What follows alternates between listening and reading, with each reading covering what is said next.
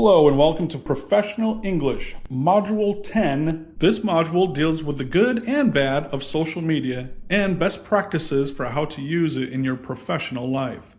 By the time you finish this module, you should be able to use social media like a professional. In this module, we will cover something that is very important these days, even if we don't like it.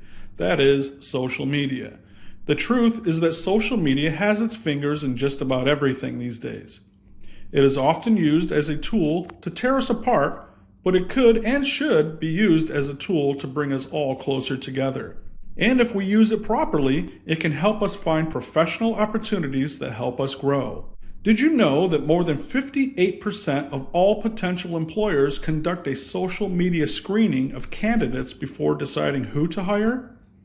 It's true. You can see the article by Business Weekly magazine through the link included in this module. However, not only do companies use social media to help make hiring decisions, they also use it to evaluate personnel for possible raises and promotions. So let's use social media for something good and learn some ways to use it that will benefit us. There are 3 lessons in this module. In the first lesson, you will watch a video with 2 colleagues talking about something they recently saw posted on a social media site. You will also practice using some keywords and phrases in relation to social media.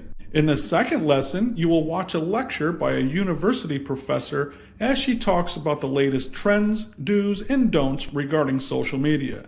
In the third lesson, we will go over the steps in setting up a professional profile on a social media site.